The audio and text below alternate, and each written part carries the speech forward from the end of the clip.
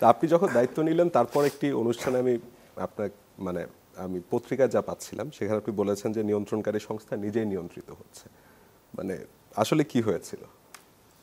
এটা একটু প্রেক্ষাপট যে একটু ব্যাখ্যা করলে বললে বোঝা যাবে। লেট আস লুক ব্যাক, সে কোল্ড ওয়ার ইকোনমি যদি আমি বলি, কোল্ড ওয়ার ইকোনমি এসেন্সিয়ালি মোটামুটি ওয়ার ইকোনমির মতোই ছিল। বলতে চাচ্ছি রিসোর্সগুলো ভয়ানকভাবে ওয়ার মেশিনকে সাপোর্ট করছিল। কোল্ড ওয়ার পরবর্তী সময় আমরা দেখলাম হচ্ছে সারা বিশ্ব ডেমোক্রেসি, ডেভেলপমেন্ট এদের পিছনে ছোটা শুরু করলো স্বাভাবিকভাবে। এখন ডেভেলপমেন্ট করতে গিয়ে দেখা গেল সরকারের একার পক্ষে বা পাবলিক অর্গানাইজেশনের একার পক্ষে ডেভেলপমেন্ট সম্ভব না প্রাইভেট সেক্টর ছাড়া। অথচ দেখেন রিসোর্স জমা হয়েছিল তখন পাবলিক সেক্টরে। তাহলে দরকার ছিল কি?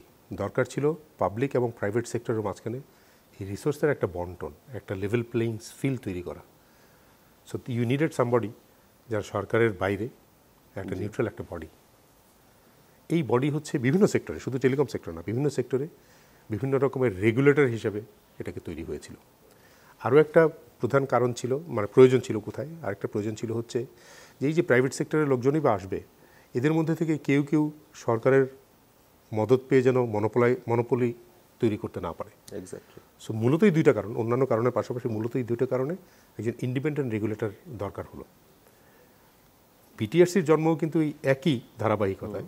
98 সালে স্টাডি করে 2001-এ আইনটা হলো আমাদের টেলিকম আইন, 2002-এ বিটিআরসির প্রতিষ্ঠা, এবং আইনটা হয়েছিল একজন স্বাধীন কমিশন হিসাবে বিটিআরসিকে তৈরি করার জন্য।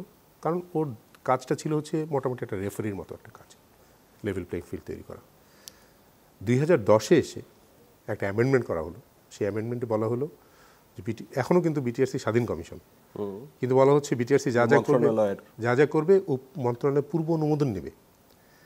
এখন এতে করে হলো কি, পূর্ব অনুমোদন যখন নেওয়া হলো তার মানে কি, সরকার যে পলিসি করে দিয়েছে সেই পলিসি অনুযায়ী বিটিআরসি লাইসেন্স দিবে, কিন্তু সরকার যাকে বলবে তাকে ছাড়া দেওয়া যাবে না।